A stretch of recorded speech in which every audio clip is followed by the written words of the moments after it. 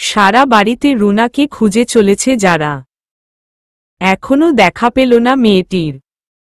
আম্মা সেই কখন ডেকেছে, আর এই মেয়ের কোনো খেয়ালই নেই। আনমনে রুনাকে বকা দিতে দিতে রুনার দেখা পেল যারা। তেজিস্বরে রুনাকে ডাক দিল, এই রুনাদি।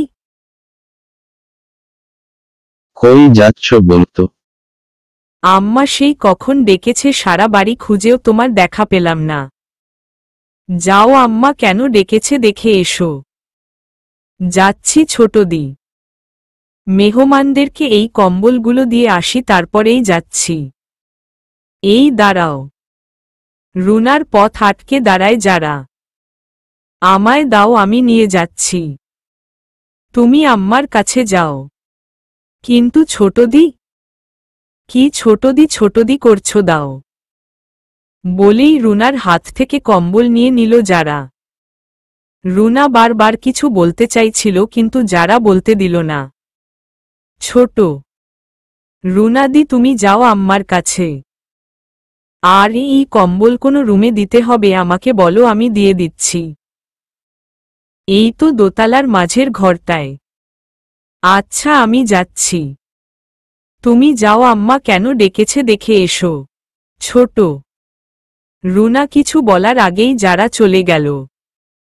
রুনা জিহ্বায় কামড় বসিয়ে কপাল চাপড়াল। কি বলতে চাইলাম শুনলই না। পরে এসে আমাকেই ধরবে। ধাত ভাল্লাগে না। বলেই রুনা ত্রস্তপদে নিশি শিকদারের ঘরের দিকে গেল। দরজা খুলে রুমের মাঝে উকি দিল যারা। রুম খালি দেখে ভেতরে গেল। বিছানার উপর কম্বল রাখল। বিছানার বালিশ এলোমেলো হয়ে আছে দেখে বালিশ ঠিক করে চাদর ঠিক করে দিল। পেছনে ফিরতেই বিশাল দেহি মেরাজকে দেখে থপ করে বিছানায় বসে পড়ল যারা। চোখগুলো বড় বড় হয়ে গেল। হৃৎপিণ্ড ধরফর করছে। বিছানার চাদর খামছে ধরে দুহাতের তালুতে ভর দিয়ে খানিকটা পিছিয়ে গেল যারা। শুষ্ক ওষ্ঠদয় চেপে ঢোক গিলল যারা। মেরাজ যারাকে দেখে ভ্রু কুচকাল। খাওয়া দাওয়া শেষ করে মাত্র ওয়াশরুমে ফ্রেশ হতে গিয়েছিল ও। বের হয়ে রুমে যারাকে দেখে মেরাজ নিজেও বিস্ময়ের চরম শিখায় পৌঁছে গিয়েছিল। যারার পেছনেই পড়ে আছে মেরাজের টাওয়াল। একটু ঝুঁকে টাওয়াল নিতে হাত বাড়াতেই যারা দুহাতের ভর ছেড়ে বিছানায় শুয়ে আম্মা বলে কেঁদে দিল।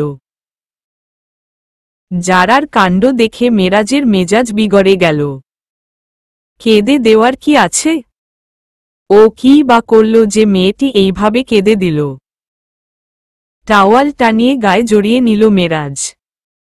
তারপর এক হাত বাড়িয়ে দিল যারার দিকে। গম্ভীর কণ্ঠে বলল, উঠে আসো।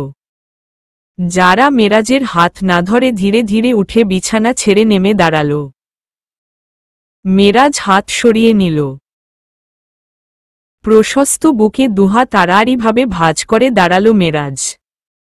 নাম কি? যারা মাথা নিচু করে দাঁড়িয়ে আছে। মেরাজের কথায় কেঁপে উঠল। যারা বলেই চোখ খিচে বন্ধ করে নিল।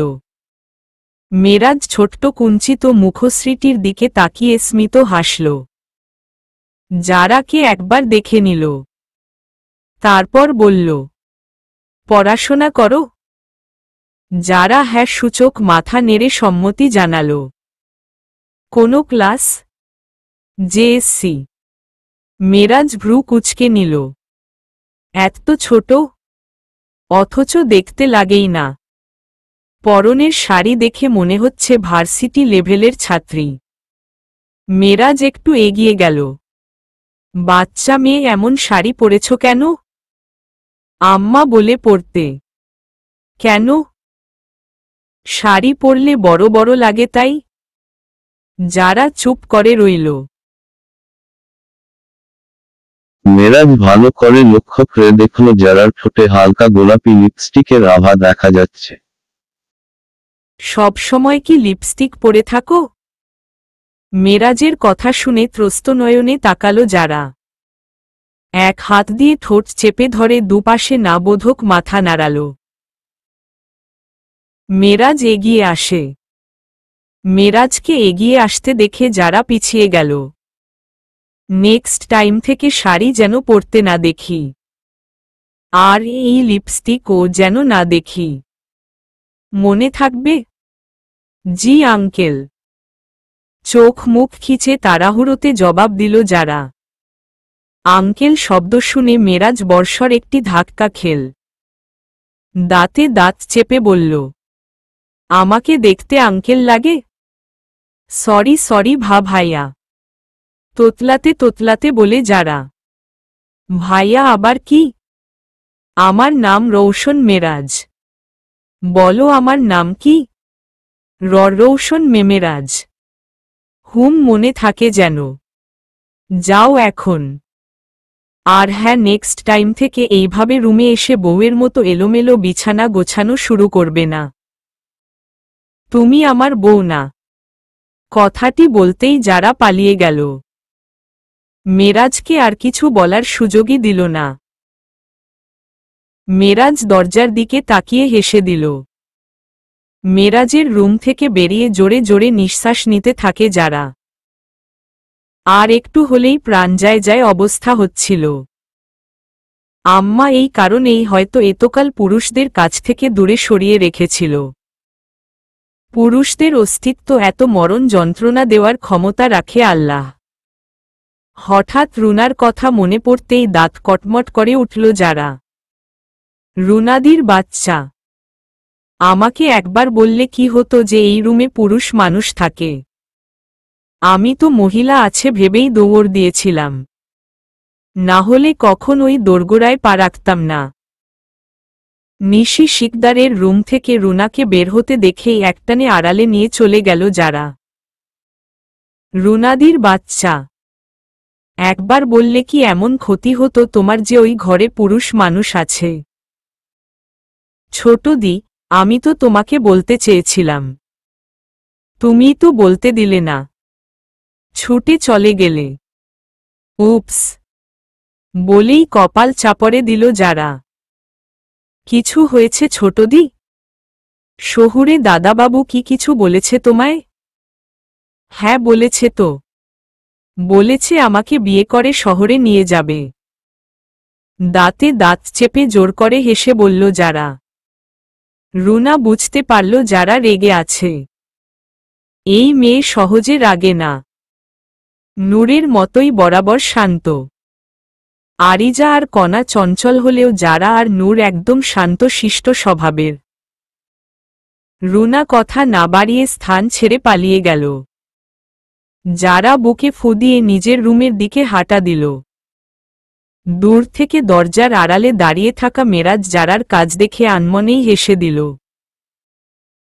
28 বছর বয়সী মেরাজের মনে 16 বছর বয়সী যারাকে দেখে অন্যরকম এক অনুভূতির দেখা দিল, যা এত বছর কোনো মেয়েকে দেখে হয়নি।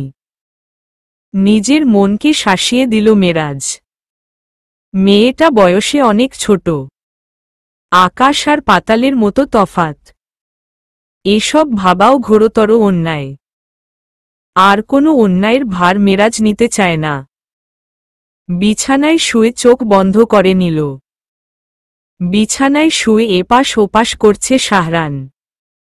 কেমন যেন অস্থির লাগছে ছেলেটার। কিছুতেই শান্তি পাচ্ছে না। বিছানা ছেড়ে উঠে জানলার কাছে গিয়ে দাঁড়াল। আসার সময় বালিশের নিচে রাখা সিগারেটের প্যাকেট নিয়ে এসেছে। সেইখান থেকে একটা সিগারেট নিয়ে ধরিয়ে টান দিল শাহরান। সিগারেট ও ভালো লাগছে না। কি হলো তার? এমন অস্থিরতা কেন বাড়ছে? বিনা কারণে কেন এত জ্বালাপোড়া শুরু হলো ভেতরে ঘরে? এমন তো হয়নি কোনো দিন। তাহলে আজ কেন? বিছানায় গিয়ে শুয়ে পড়ল শাহরান। চোখ বন্ধ করতেই চোখের সামনে ভেসে উঠল নূরের কাঁপতে থাকা মুখশ্রীটি। নিচের ঠোঁটের কালো তিলটা চোখের সামনে ভেসে উঠতেই চোখ খুলে ধপ করে উঠে বসে পড়ল শাহরান। এসব কি হচ্ছে? একবারের দেখাই কোনো মেয়েকে নিয়ে এর আগে এত ভাবিনি আমি। তাহলে আজ কেন? তবে কি? না না, এসব কিছুই না, সব আমার মনগড়া। ঘুমালে সব ঠিক হয়ে যাবে। বিছানায় বালিশ ঠিক করতে ব্যস্ত হয়ে পড়ে শাহরান। উপুর হয়ে শুয়ে বালিশে মুখ চেপে ধরল। সকালবেলা সবাই ঘুম থেকে উঠে পড়েছে। একসাথে খেতে বসেছে সবাই। রহিমা নিশি শিকদারকে অনুরোধ কণ্ঠে বলে, নিশি, মেয়েদের একবার ডাকবি? সবার দিকে তাকিয়ে রহিমার দিকে তাকালো নিশি। শাহরানরা সবাই আছে। নিশি অনিচ্ছা সত্ত্বেও মেয়েদের ডাক দিল। আরিজা, যারা আর কণা এসে দাঁড়ালো। মেরাজ খেতে খেতেই একবার তাকালো। সাথে সাথে বিষম খেল। তিনজনের মাঝে দুজন একরকম দেখতে। এই দুজনের মাঝে কে কাল মেরাজের ঘরে গেছিল তা বোঝা মুশকিল। আশেপাশে সবাই দেখে নেওয়ার আগেই মেরাজ দৃষ্টি নত করে নিল। এরা আমার মেয়েরা। আর একজন সামান্য অসুস্থ, যার কারণে আসতে পারেনি। এরা দুজন ছোট। এরা যেমন যমজ, ঠিক এদের বড় দুইজন ও যমজ, আরিজা আর নূর। নূর আমার বড় মেয়ে। নূরের নাম নিতেই শাহরান মাথা তুলে তাকালো। আরিজার দিকে একবার তাকালো। শাহরানের চিনতে অসুবিধে হল না, কারণ নূরের নিচের ঠোঁটের একপাশে একটি তিল আছে, আর ডান গালের একপাশে একটি হালকা কালচে দাগ, যা আরিজার গালে নেই। শাহরান আবারও খাবার খাওয়ায় মনোযোগ দিল। সায়রা মেয়েদের ইশারা দিয়ে ডেকে নিল। মেয়েরা কাছে গিয়ে দাঁড়াতেই স্নিগ্ধস্বরে বলল, তোমরাও বসে পড়ো, এসো, আমি খাবার দিচ্ছি। আরিজা নিজের আম্মার দিকে একবার তাকালেই নিশি শিকদার ইশারায় বসতে বলে। আরিজা, যারা আর কণা বসে পড়ে। সায়রা, জোহরা, রহিমা ওদের খাবার এগিয়ে দিল। খাবারের মুখে দিয়ে অর্নিশের দিকে তাকালো আরিজা। অর্নিশ চোখ মেরে দিতেই বিষম খেল। কাশতে কাশতে অবস্থা খারাপ হওয়ার অবস্থা। সবাই পানি এগিয়ে দিল। নিশি শিকদার উঠে এসে মেয়ের মাথায় হাত বুলিয়ে দিল। ঠিক আছিস? হ্যাঁ আম্মা, ঠিক আছি। মেয়ের কপালে চুমু দিয়ে নিজের চেয়ারে গিয়ে বসল। রহিমা মৃদু হাসল। নিশিকে যত দেখছে ততই অবাক হচ্ছে। মেয়েদের কত যত্নে আগলে রেখেছে। মেয়েদের সামান্য কিছু হলেই নিশি শিকদারের মুখের রং বদলে যায়। নিজের কাজের মাঝেও মেয়েদের এত ভালোবাসা, এত যত্ন করতে ভুলে না নিশি। খাবার শেষে সবাই উঠে চলে গেল। রুনার সাথে মিলে হাতে হাতে কাজ এগিয়ে দিচ্ছে কণা। এটো পানির বাটি নিয়ে পেছনে ফিরতেই ধাক্কা লেগে একটু পানি রাফসানের শার্টে লেগে গেল। রাফসান বিরক্তিতে ভ্রু কুঁচকাল। দেখে শুনে চলতে পারো না? পুরো শার্টটা বরবাদ করে দিলে। শার্ট মুছতে মুছতে বিরক্তিকর কণ্ঠে বলে রাফসান। কণা নম্রস্বরে বলে, দুঃখিত, আমি খেয়া। কণাকে কথা শেষ করতে না দিয়ে রাফসান আবারও বলে উঠে, এক্সকিউজ একদম দিবে না। এক কাজ করতে পুরো বাটির পানিটাই ঢেলে দিতে, আরও ভালো দেখাতো। কণা ভ্রু কুঁচকে নিল। এই লোককে সেই তখন থেকে ভদ্রতা দেখিয়ে যাচ্ছে, আর এই লোক কি না তাকে দাঁতের উপর তুলে আছাড় দিচ্ছে। ব্যাপারটা কণার ভালো লাগল না। দোষ করেছে মেনেছে, কিন্তু দোষ তো তার একার না, লোকটারও যথেষ্ট দোষ আছে। কণা কাজের খেয়ালে ছিল বলেই দেখেনি পেছনে কে আছে। কিন্তু লোকটা, তার চোখ কোথায় ছিল? রাফসান এখনো কণাকে কথা শুনিয়েই যাচ্ছে। কণা গাল ফুলিয়ে হাতে থাকা বাটির এঁটো পানি রাফসানের গায়ে ঢেলে দিল। রাফসান বিস্ময়ের চরম স্তরে পৌঁছে গেল। নিজের ভেজা শরীরের দিকে একবার তাকিয়ে কটমট দৃষ্টিতে কণার দিকে তাকাল। কণা হাতের বাটি পেছনে রেখে দুহাত কোমরে ঠেকিয়ে বলে, ভালো লেগেছে? এতক্ষণ সরি সরি বলছিলাম, কানে যাচ্ছিল না। এবার সামলান। যে যেমন তার সাথে না তেমন না হলে হয় না।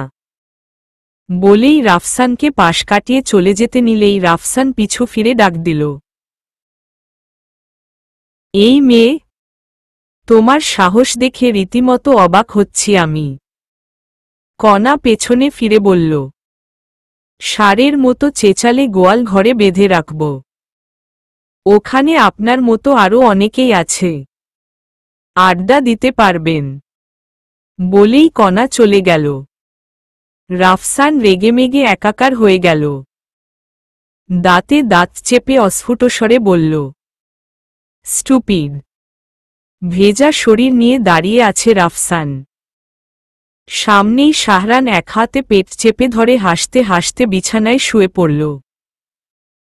রাফসান তীক্ষ্ণ দৃষ্টিতে তাকিয়ে আছে। মেরাজ শাহরানের অবস্থা দেখে নিজে ঠোঁট চেপে হাসছে। এক হাতে মুখ ঢেকে রেখেছে যাতে রাফসানের চোখে সেই হাসি না পড়ে। অর্নিশ এতক্ষণ নিজেকে খুব কষ্টে সামাল দিলেও শাহরানের কথায় অর্নিশ হেসে দিল। শাহরান হাসতে হাসতে বলল, লাইক সিরিয়াসলি? আপনার মতো অনেকেই আছে আড্ডা দিতে পারবেন। ভাইরে ভাই, ও তোরে ডাইরেক্টলি ষাঁড়ের সাথে তুলনা দিল। মানে তুইও ষাঁড়? কথাটা বলেই শাহরান আবারও হেসে উঠল। অর্নিশকে হাসতে দেখে রাফসান তেলে বেগুনে জ্বলে উঠল। হ্যাঁ, সবাই আমার মজা নেই। তোদের কাজই এটা। তোরা আমাকেই পাস। ওই দুদিনের মেয়ে কিনা আমাকে এত বড় অপমান করল। কোথায় তোরা তার বিচার করবি? তা না করে তোরা কিনা আমার মজা উড়াচ্ছিস। রাফসানের ক্রুদ্ধস্বর শুনে শাহরান অতি কষ্টে হাসি থামাল। শোয়া থেকে উঠে সোজা হয়ে বসে বলল, ছোট একটা মেয়ে বাদ দে না। কেন এসব নিয়ে পড়েছিস? ভুলে যা। হামি দিয়ে মুখের সামনে তুড়ি বাজিয়ে বলে শাহরান, মোটেও না। ওই মেয়েকে দেখতে ছোট লাগেই না। হ্যাঁ, লাগে না, কারণ ওরা বড়দের মতো শাড়ি পরে। তুই যে মেয়ের কথা বলছিস ও ক্লাস 8-এ পড়ে। সামনেই জেএসসি এক্সাম দিবে। এবার ভাব মেয়েটার বয়স কত হবে। পাশে এসে দাঁড়িয়ে বলে মেরাজ। মেরাজের মুখে এমন বিস্তারিত শুনে অর্নিশ ভ্রু কুঁচকাল।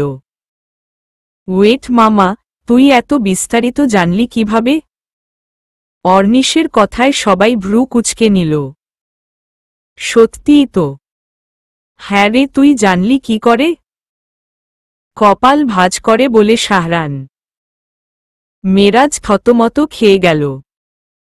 কথার প্রসঙ্গ পাল্টাতে বলল, বলছি রাফি, তুই আগে চেঞ্জ করে নে। এক্ষুনি করে আসছি। তুই কিন্তু বলবি। আচ্ছা, বলবো নে। তুই ফ্রেশ হয়ে আয়। নূরের সামনেই বসে আছে আরিজা, যারা, কণা। তিন বোন নূরকে কালকে ঘটে যাওয়া সবকিছু বলে। নূর কাপা স্বরে বলল, আরুরে আম্মা জানলে কেলেঙ্কারি হয়ে যাবে। এসব ভুলেও যেন আম্মার কানে না যায়। না আপা, তুমি চিন্তা করো না, আম্মা জানবে না। আরিজার কথা শুনে নূরের শুষ্ক মুখে ম্লান হাসি ফুটে উঠল। নূরকে চুপ থাকতে দেখে আরিজা বলে উঠে, আপা। জি। ভাইয়াটা কিন্তু মাশাল্লাহ। আরিজার মুখে এমন কথা শুনে নূর ত্রস্ত নয়নে তাকাল। মানে কালকে যখন তুমি তার বরাবর দাঁড়িয়েছিলে, আমি দেখেছিলাম তোমাদের দুজনকে বেশ ভালো দেখাচ্ছিল। আরিজার লজ্জামাখা কণ্ঠে এমন কথা শুনে নূরের মুখ হা হয়ে গেল। ছি, আরও এসব কি? আর একবারও যেন এসব বলতে না দেখি। আপা তুমি যতই শাসাও না কেন বুবু কিন্তু ঠিকই বলেছে। মুচকি হেসে বলে কণা। যারা চমকে কণার দিকে তাকালো। নূর তার ছোট্ট বোনদের মুখে এসব শুনে চোখ খিচে জিভ কামড়ে ধরল। এক হাতে হালকা করে কপাল চাপড়ে বলল, তোরা কি পাগল হয়ে গেছিস? আম্মা শুনলে কি হবে? আর তোরা, তোদের না সামনে পরীক্ষা? যা পড়তে বস। নূর ধমক দেওয়ার চেষ্টা করলেও তার মিষ্টি কণ্ঠ ধমকের মতো শোনালই না। ছোট দুই বোন হেসে চলে গেল। আরিজা নূরের শাড়ি পায়ের উপর তুলে দিয়ে ব্যান্ডেজ খুলে দিল। হাঁটু অবধি শাড়ি তুলে ক্ষতস্থানে জমাট বেঁধে থাকা রক্ত আরিজা তুলো দিয়ে মুছে দিতে থাকে। তখনই পর্দা সরিয়ে শাহরান রুমে প্রবেশ করতেই থমকে গেল। চোখ আটকে গেল নূরের ফর্সা পায়ে। একবার নূরের ম্লান মুখের দিকে তাকিয়ে আবারও পায়ের দিকে তাকাল। শুকনো ঢোক গিলল ছেলেটা। সারা শরীরের রক্ত যেন ঠান্ডা হয়ে আসছে। হৃৎপিণ্ডের ধুকপুক শব্দে নিঃশ্বাসের গতি বেড়ে গেল। স্বর্ণালীর পাশে থাকা ছোট ছোট সবুজ শিরা গাঢ়রূপে দেখা যাচ্ছে। কণ্ঠনালী একবার দেবে যেতেও গলার দুপাশের হাড় ভেসে ওঠে। অনেক কষ্টে যে নিঃশ্বাস টেনে নিচ্ছে তা গলার দিকে তাকালেই বোঝা যাবে। নূর দরজার দিকে তাকাতেই শাহরানকে দেখে চোখ বড় বড় করে তাকিয়ে রইল। তাড়াতাড়ি করে শাড়ি নামিয়ে দিল। তাড়াহুড়াতে হাতে থাকা কাচের চুড়িতে চাপ লেগে ভেঙে যায় ভাঙ্গা অংশ ক্ষতস্থানে গেঁথে যেতেই আরিজা চমকে নূরের দিকে তাকাল। নূর ব্যথায় চোখ বন্ধ করে নিল। আরিজা দরজার দিকে তাকাতেই দেখল শাহরান দাঁড়িয়ে। আরিজার রাগ হল। এই লোকটার জন্যই তার আপা বারবার আঘাত পেয়েই চলেছে। তারপরও এই লোকের কোনো শিক্ষা হচ্ছে না। রেগে দরজার কাছে উঠে যেতে নিলেই নূর আরিজার হাত ধরে নেয়। চোখ দিয়ে ইশারা দিতেই আরিজা নিজেকে দমিয়ে নেয়। পেছনে ফিরে শাহরানের দিকে তাকিয়ে বলে, কিছু লাগবে ভাইয়া? শাহরান চমকে উঠল। এতক্ষণ হাবলার মতো দাঁড়িয়েছিল ভাবতেই শাহরানের গায়ে কাটা দিল। লামি বলেছিল এই রুমে মা আছে। শাহরানকে ডেকেছে, তাই তো শাহরান এসেছিল। কিন্তু রুমে ঢুকতেই নূরের এমন দশা দেখে থমকে গেল ছেলেটি। আর এতক্ষণ তার কোনো হুঁশই ছিল না। নিজেকে কেন জানি না শাহরানের পাপি লাগছিল। আসলে এই রুমে নাকি আমার মা আছে সেই কারণেই। আন্টিমা এই রুমে না ভাইয়া। নিচে আম্মার সাথে বসে গল্প করছে। ওহহ, সরি আসছি বলেই শাহরান চলে যাওয়ার জন্য ঘুরে দাঁড়ায়। কি ভেবে দাঁড়িয়ে গেল।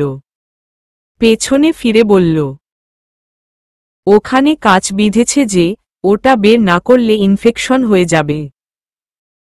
পচন ও ধরতে পারে। শাহরানের কথা শুনে আরিজার চোখ বড় বড় হয়ে গেল। পচন মানে? আমি এক্ষুনি আম্মাকে বলছি। আরিজা উঠে দাঁড়াতেই শাহরান বাধা দিল। আমি পারব। আমি কি বের করে দেব? আপনি সত্যি পারবেন? করে দিন না ভাইয়া। আচ্ছা আমি আসছি বলে ঘুরে দাঁড়াতেই ফিসফিস শব্দ কানে ভেসে এলো শাহরানের। সেদিকে খেয়াল না দিয়ে শাহরান চলে গেল। শাহরান যেতেই নূর আরিজাকে টেনে বিছানায় বসিয়ে দিল। আমি কিছুতেই ওনার হাতে এটা করাতে চাই না। তুই নিষেধ করে দে। আম্মা জানলে জানি না কি হবে। আপা, তুমিও না বলি হারি। ডাক্তার কাছে গেলে সেই তোমার এই কাজ করবে। আর আম্মা হাজারটা প্রশ্ন করবে তখন কি বলবে? এর চেয়ে ভালো এই ভাইয়া করে দিচ্ছে চুপচাপ তা মেনে নাও। আম্মাকে ডেকে নে তাহলে। আমি ওনাকে একা এইভাবে রুমে ঢুকতে দেব না। আপা একা কোথায়? আমাকে কি চোখে পড়ছে না তোমার? ভ্রু কুঁচকে বলে আরিজা। কিন্তু কোনো কিন্তু না, কেউ জানবে না আমি আছি তো। রুমে এসে ব্যাগ থেকে একটা বক্স বের করে শাহরান বেরিয়ে যাওয়ার সময় মেরাজ ডাক দিল, কোথায় যাচ্ছিস? আসছি, এসে বলছি। মেরাজকে আর কিছু বলার সুযোগ না দিয়ে শাহরান চলে গেল। রুমে প্রবেশ করতেই আরিজা উঠে দাঁড়িয়ে শাহরানকে বসতে দিল। শাহরান নূরের পায়ের পাশে বসে পড়ে। নূর মাথা নিচু করে বসে আছে, বারবার ঢোক গিলে যাচ্ছে। ভাইয়া আপনি করুন, আমি এদিকে আছি। যাস না আরো, হুট করেই বলে উঠে নূর। শাহরান নূরের দিকে তাকালো। আপা আমি আছি এখানেই, যাচ্ছি না, বলেই দরজার পাশে গিয়ে দাঁড়ালো আরিজা। শাহরান নূরের দিকে তাকিয়ে পায়ে হাত দিতেই নূর পা সরিয়ে নিতে চাইল। শাহরান শক্ত করে পায়ের পাতা চেপে ধরল। নূর অসহায় দৃষ্টিতে তাকাতেই শাহরান দুপাশে মাথা নেড়ে না সূচক ইশারা করল। নূর দৃষ্টি নত করে নিল। শাহরান শাড়ি আস্তে করে সরিয়ে হাঁটু পর্যন্ত তুলে দিল। নূর লজ্জায় ঠোঁট কামড়ে চোখ বন্ধ করে নিল। শাহরান অতি যত্নে কাঁচভাঙা বের করে ওষুধ লাগিয়ে দিল। ব্যান্ডেজ করা শেষ হতেই দরজার দিকে তাকাল। আরিজা দরজার দিকে মুখ করে দাঁড়িয়ে আছে, বারবার বাহিরে উকি দিচ্ছে। শাহরান উঠে নূরের কানের কাছে মুখ নিয়ে বলে, ঠোঁট ছিঁড়ে যাবে তো? নিজের অত কাছে শাহরানের কণ্ঠস্বর শুনতে পেয়ে নূর চট করে চোখ খুলে পাশে তাকাতেই শাহরানের মুখোমুখি হয়ে গেল। শাহরান বাঁকা হেসে ইশারা দিয়ে বলল, হয়ে গেছে। শাহরানের তপ্ত নিঃশ্বাস নূরের মুখে আছড়ে পড়ছে। নূর মুখ ঘুরিয়ে নিল, শক্ত ঢোক গিলে একটু সরে বসল। শাহরান বেরিয়ে গেল। আরিজা পাশে এসে বসতেই দেখল খুব সুন্দর করে ব্যান্ডেজ করা। আপা লোকটা কি ডাক্তার? কি সুন্দর করে ব্যান্ডেজ করে দিল। আমি জানি না। মেরাজের সব কথা শুনে সবার মুখ অটোমেটিক হা হয়ে গেল। শাহরান বলে উঠল, আমার কেন জানি না মনে হচ্ছে আমরা চারজন আর খুব বেশি দিন সিঙ্গেল থাকব না। শাহরানের কথা শুনে অর্নিশ হালকা হেসে মাথা চুলকে বলল, সবারটা জানি না, কিন্তু আমি থাকব না। সবাই অর্নিশের দিকে ভ্রু কুঁচকে তাকাল। শাহরান অর্নিশের মাথায় চাটি মেরে বলল, শালা বদমাইশ খালি নিজেরে নিয়ে ভাবে। আরও দুইটা দে, কম হয়েছে। মেরাজের কথা শুনে আর চোখে তাকাল রাফসান। ওয়েট ওয়েট ওয়েট, তোরা সবাই এখানে এসে সিঙ্গেল থাকার ব্রত ভঙ্গ করার কথা ভাবছিস যে?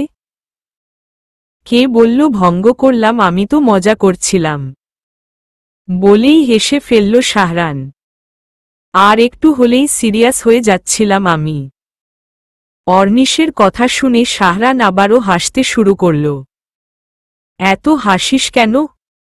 বেশি হাসলে বেশি কাঁদতে হয়। আর চোখে তাকিয়ে বলল রাফসান, আমাকো কাঁদানোর মতো মানুষ পৃথিবীতে এখনো আসেনি। শাহরানের কথার প্রসঙ্গ পাল্টাতে মেরাজ সিগারেট দেখিয়ে বলল, চলবে বসো, দৌড়াবে? বলেই হাত বাড়িয়ে সিগারেট নিয়ে নিল। আজকে সবাইকে একসাথে নিয়ে খেতে বসেছে নিশি শিকদার। নিশি শিকদার মাঝখানের চেয়ারে বসেছে। তার বাম পাশে বসেছে শাহরান, মেরাজ, রাফসান, অর্নিশ। তাদের পাশেই সাবা, লামি, মিহির। আর ডান পাশে বসেছে নূর, আরিজা, জারা, কনা। তাদের পাশেই বসেছে রহিমা, জোহরা, সায়রা।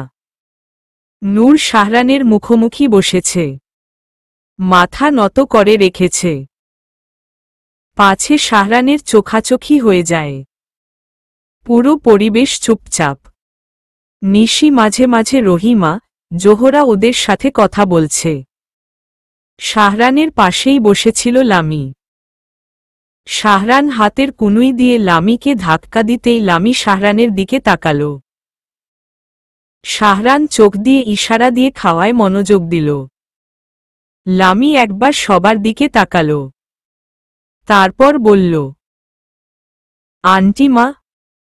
লামির ডাক শুনে হালকা হেসে তাকাল নিশি। বলো আম্মু।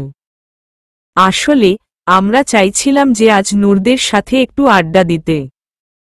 কোথাও যাব না, ছাদেই থাকব।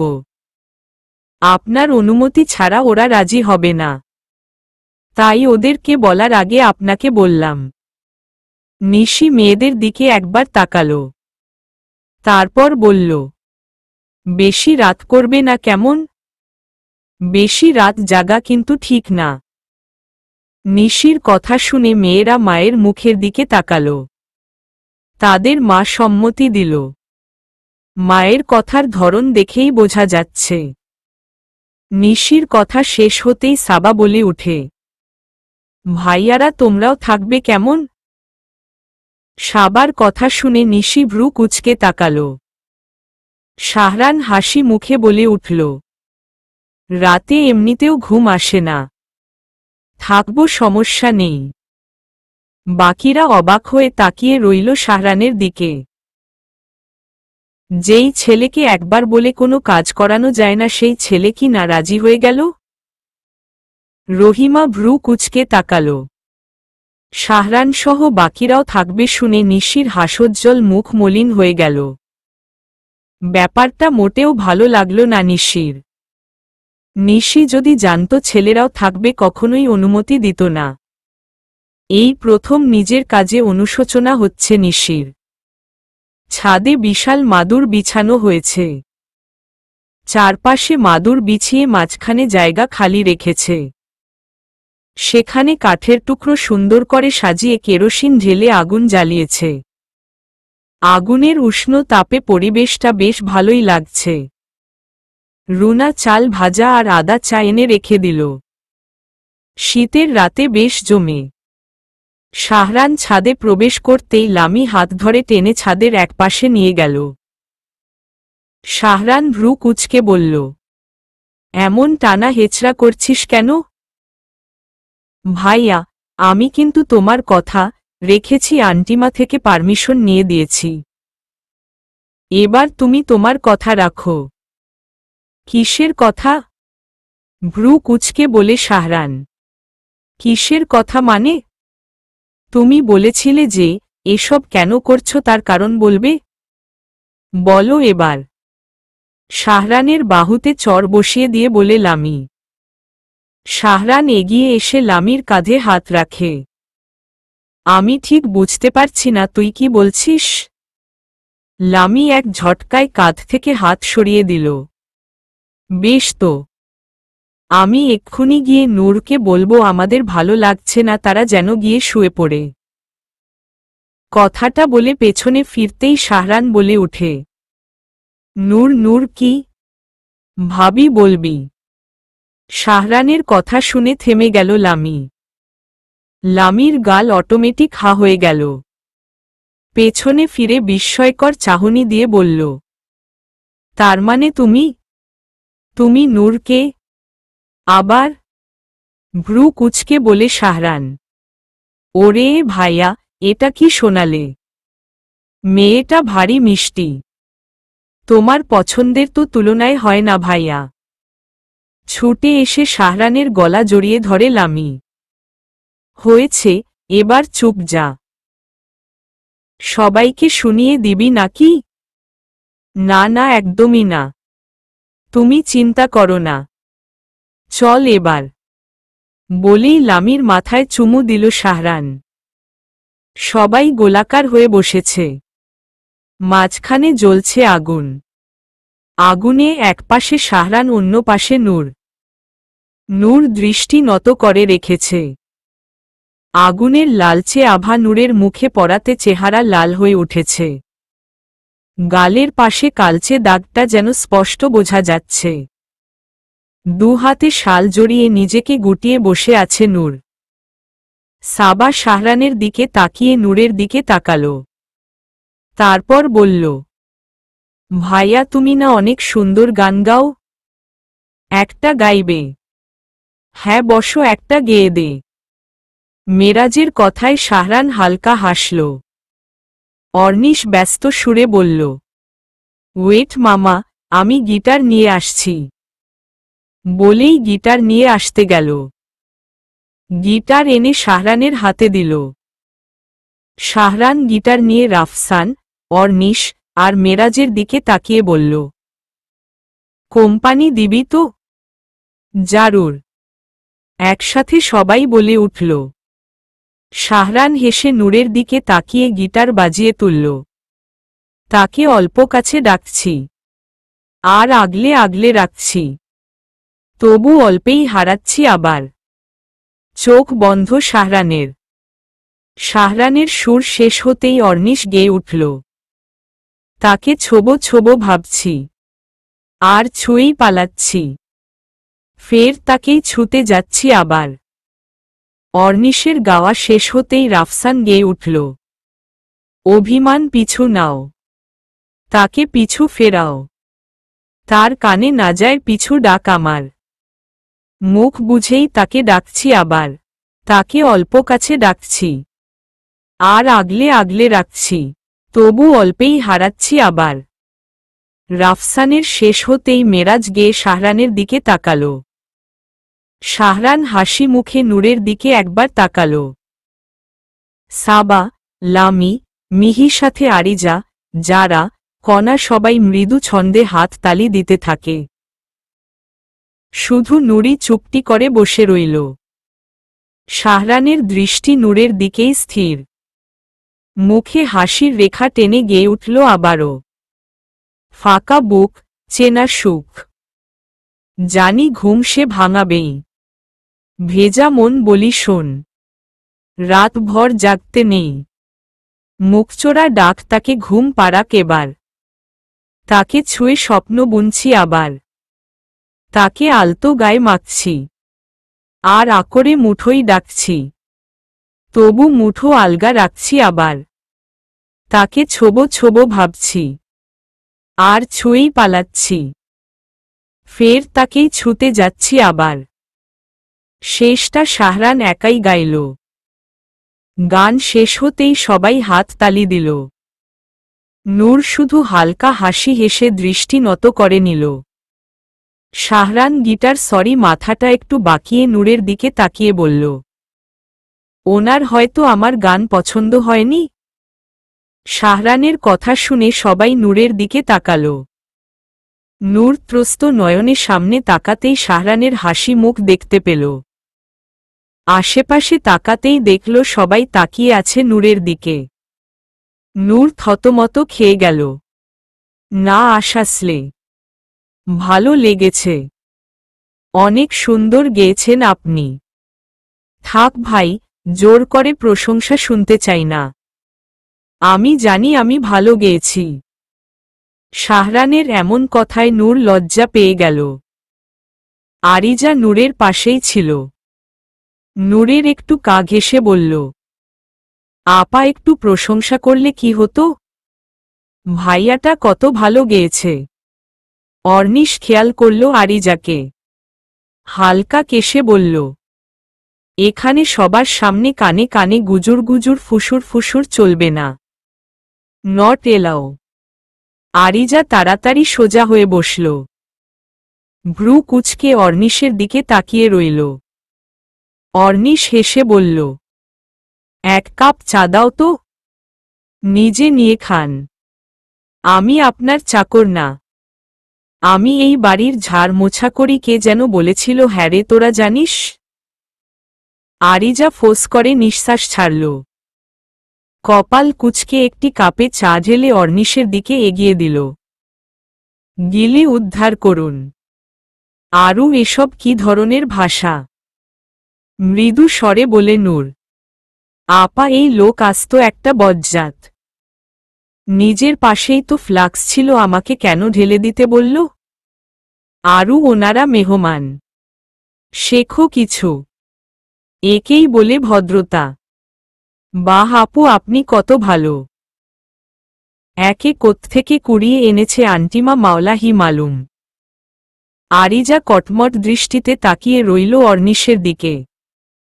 অর্নিশের কথা শুনে নূর মাথা নিচু করে হাসল। শাহরান অর্নিশের দিকে তাকিয়ে বলল, তোর কথায় জাদু আছে। I know. শার্টের কলার উঁচু করে দিয়ে বলল অর্নিশ। রাফসান আর চোখে তাকিয়ে রইল। রাত 2টা। সবাই ছাদেই ঘুমিয়ে পড়েছে। কবে যে সবাই ঘুমিয়ে পড়ল নূর টেরই পেল না। আরিজা, যারা, কনাকে অনেকবার ডাকার পরও উঠল না। সাবা, লামি, মিহিদেরও একই অবস্থা। অর্নিশ উঠে দাঁড়িয়ে হামি দিয়ে বলল, আমি চললাম, আমার ঘুম আসছে। ভাইয়া, আমাকে একটু সাহায্য করুন। ওরা এই ঠান্ডায় এখানে কিভাবে ঘুমাবে? কি করতে হবে বলুন আপু? ওদের একটু রুমে দিয়ে আসুন। আমার পায়ে তো ব্যথা, আমি পারব না। আপনি বসুন, আমরা দিয়ে আসছি। অর্নিশ আরিজার পাশে গিয়ে নূরের দিকে তাকাল। ডোন্ট মাইন্ড বলেই আরিজাকে কোলে তুলে নিল। নূরের চোখ বড় বড় হয়ে গেল। নূর কিছু বলার আগেই অর্নিশ চলে গেল।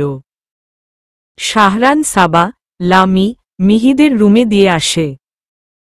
সবাইকে দিয়ে এসে অর্নিশরা ছাদে চলে আসে। এবার যাই, আপনিও ঘুমিয়ে পড়ুন। আচ্ছা। অর্নিশ, রাফসান, মেরাজ চলে গেল। নূর উঠে দাঁড়াতেই শাহরান পথ আটকে দাঁড়াল। নূর একটু পিছিয়ে গেল। অনেক রাত হয়েছে।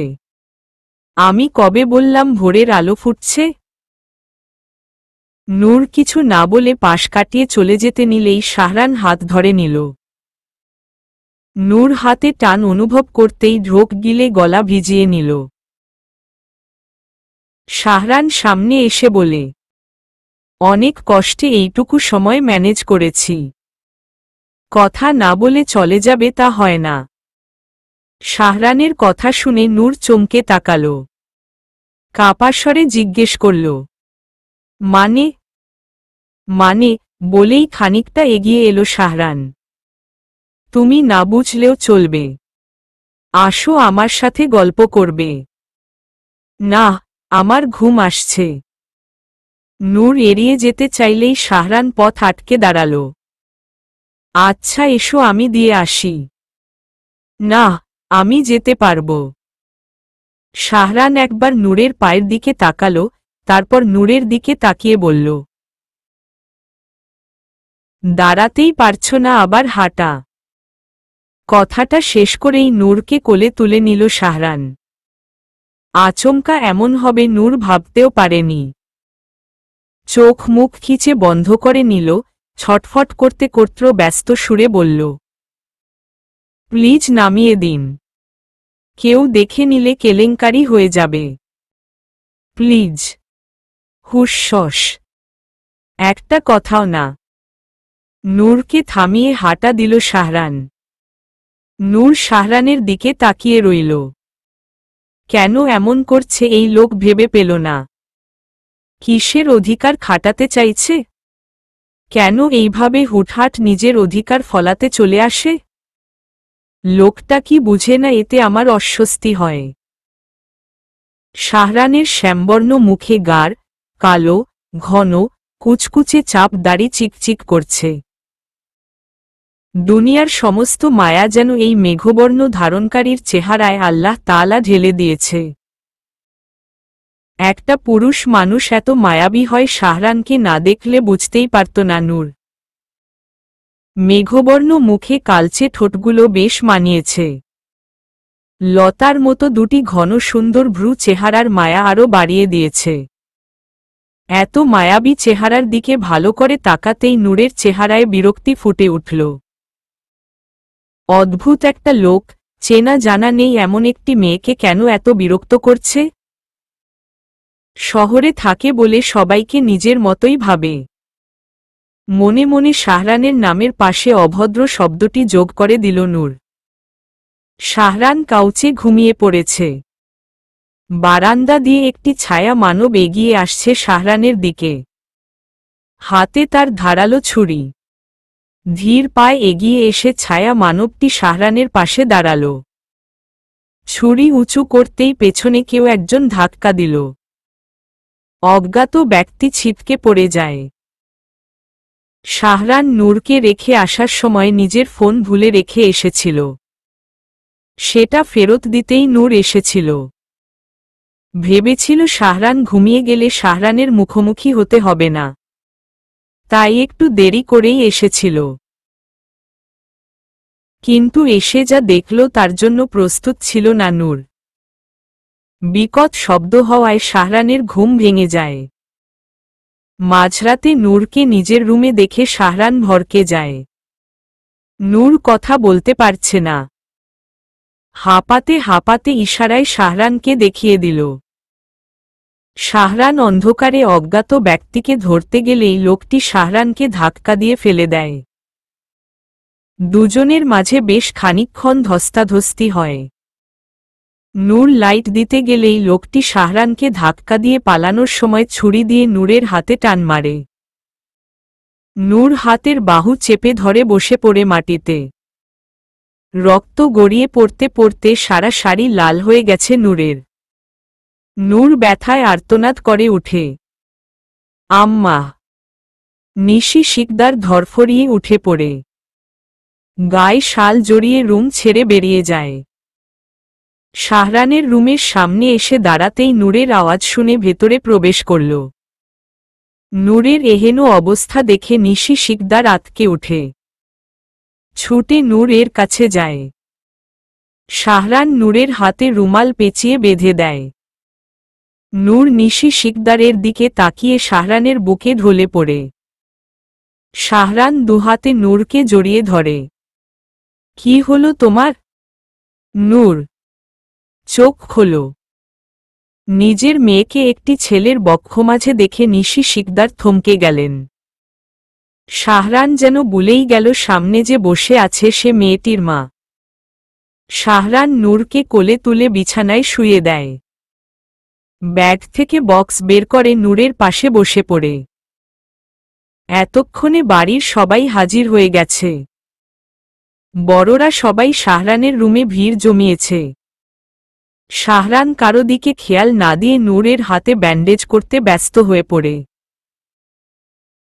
নূরের ব্লাউজের হাতা কেটে কাপড় সরাতেও দেখল 3 ইঞ্চির চেয়েও বেশি কেটে গেছে। শাহরান কাটা স্থান পরিষ্কার করে ব্যান্ডেজ করে দিল। নিশি শিকদার শাহরানের পাশে দাঁড়িয়ে শাহরানকে দেখছিল। ব্যান্ডেজ করা শেষে নূরের পালস রেট চেক করল। তারপর উঠে দাঁড়াতেই নিশি শিকদারের মুখোমুখি হল। শাহরান নিশির দিকে একবার তাকিয়ে বিছানায় পড়ে থাকা নূরের দিকে তাকাল।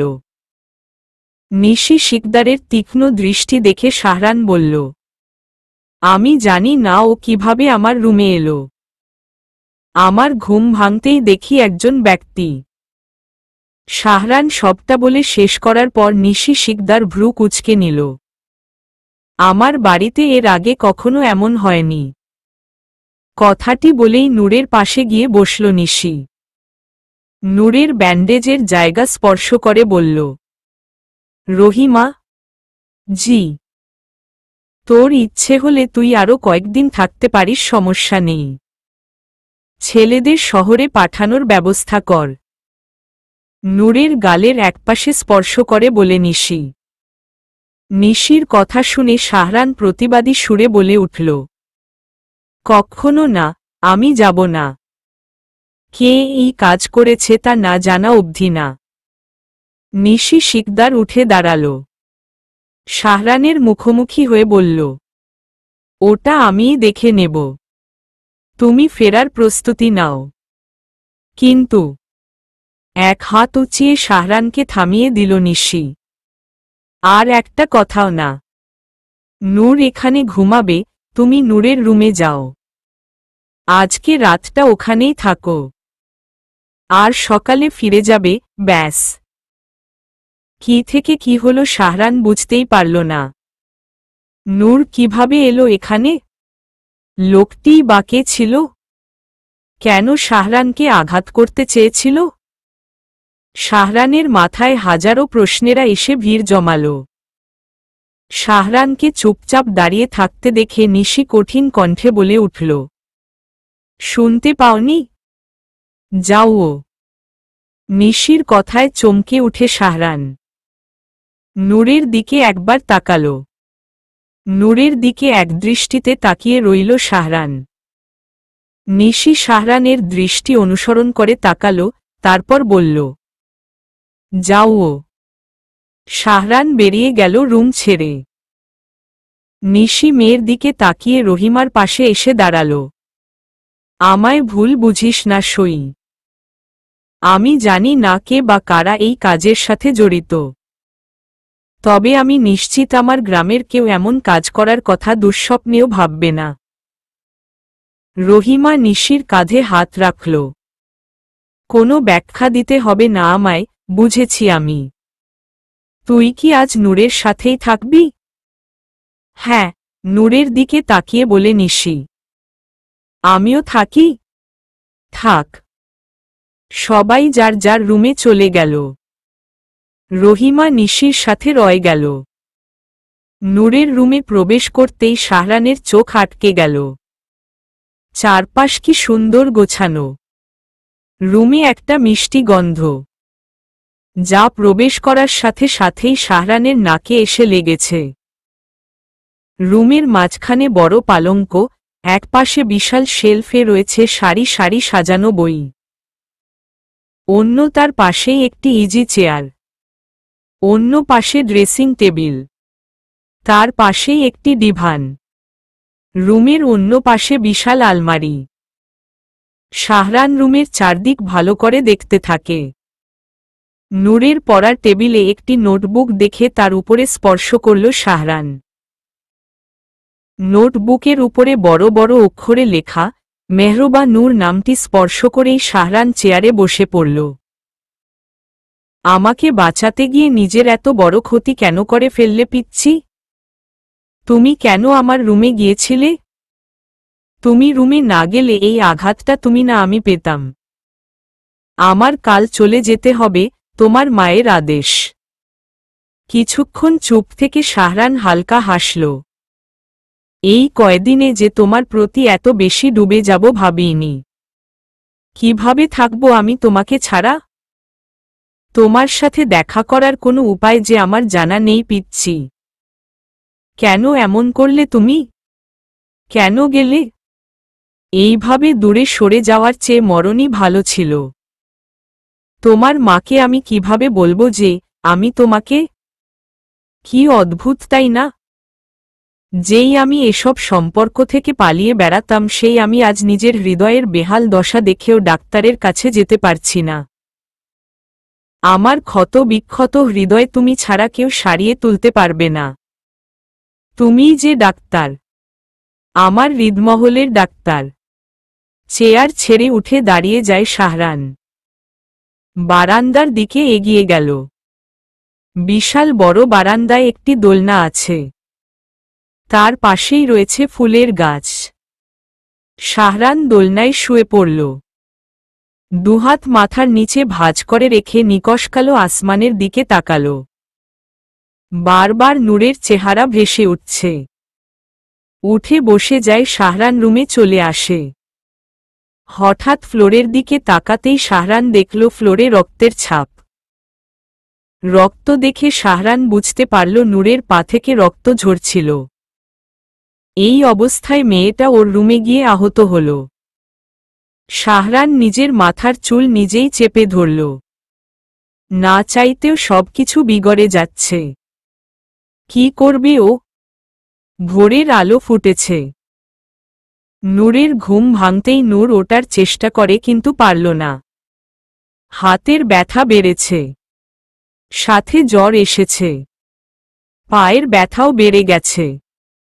হাঁটুর নিচ থেকে শুরু করে পায়ের পাতা সহ ফুলে গেছে। অসহ্য যন্ত্রণায় নূর কুকিয়ে উঠল। নূরের গঙ্গানির শব্দ শুনে রহিমা পাশে এসে বসে। ঠিক আছো মা? হ্যাঁ আন্টি মা, ঠিক আছি। উঠে বসবে তুমি? আমি সাহায্য করব? নূর হ্যাঁ সূচক মাথা নাড়াল। রহিমা নূরকে ধরে বসাতে গিয়ে চমকে উঠে। একই এত জ্বর তোমার? নূর ম্লান মুখে হাসল। আমি জলপট্টি দিই, তুমি শুয়ে পড়ো। আন্টিমা অস্থির হবেন না, আমি ঠিক আছি। শুধু মাথাটা ভার হয়ে আছে। আম্মা কোথায়? বাহিরে গেল, ডাকব? না, চলে আসবে। কিছুক্ষণ চুপ থেকে নূর রুমের চারপাশ একবার দেখে নিল। নূরকে আশেপাশে তাকাতে দেখে রহিমা বলে উঠল, এটা অন্য রুম। শাহরান তোমার রুমে। শাহরানের কথা শুনে নূর রহিমার দিকে তাকাল। ভাইয়াটা ঠিক আছেন? রহিমা মৃদু হাসল। হ্যাঁ আছেন। শাহরান রেডি হয়ে নিচে নেমে আসে। অর্নিশ, রাফসান, মেরাজ ও আছে সাথে। নিশি খেতে বসতে বললে শাহরান মুখের উপর না করে দিল। না আমি কিছু খাব না। নিশি শাহরানের দিকে একবার তাকাল। কিছু বলার আগেই কানে গেল গাড়ির হর্নের শব্দ। বিশাল একটি গাড়ি গেটের ভেতরে প্রবেশ করেছে। গাড়ি থামতেই গাড়ি থেকে বেরিয়ে আসে স্যুট বুট পরা এক ভদ্রলোক। হন্তদন্ত হয়ে বাড়ির দিকেই ছুটে আসছেন তিনি। তারই পেছনে রয়েছে আরও দুজন ভদ্রলোক। আমজাদ আমের বাড়ির ভেতর প্রবেশ করতেই শাহরানকে দেখে ছুটে গিয়ে জড়িয়ে ধরল। উপস্থিতি সবাই অবাক হয়ে গেল। রহিমা আমজাদকে দেখে বিস্ময়ের চরম সীমায় পৌঁছে গেল। শাহরান নিজেও থমকে গেল। এটা ভেবে পাচ্ছে না তার বাবা কোত্থেকে এল। শাহরানকে নিজের থেকে সরিয়ে অস্থির কণ্ঠে বলে, তুমি ঠিক আছো? কোথাও লাগেনি তো? বাবা আমি ঠিক আছি। আমার কোথাও লাগেনি। Thank god. বলেই আবারও শাহরানকে জড়িয়ে ধরল আমজাদ আমের। রহিমা এগিয়ে এলো। আপনি এখানে? আর আপনি কি করে জানেন শাহরানের কিছু হয়েছে? আমজাদ আমের থতমত খেয়ে গেল। জড়ানো কণ্ঠে বলল, আমি বাজে স্বপ্ন দেখেছিলাম। বাজে স্বপ্ন দেখেছিলাম। রহিমার কেন জানি না বিশ্বাস হল না। এই মানুষটাকে গত ৩০ বছর ধরে চেনে। সামান্য স্বপ্ন দেখে এতদূর ছুটে এসেছে এটা কেন জানি না রহিমা মানতে পারল না। হাজার রকমের প্রশ্নরা এসে মাথায় জেঁকে বসেছে। আমজাদের চেহারা দেখে মনে হচ্ছে সারারাত ঘুমায়নি। কাউকে কিছু বুঝতে না দিয়ে মুখে হাসির রেখা টেনে নিল রহিমা। চলবে,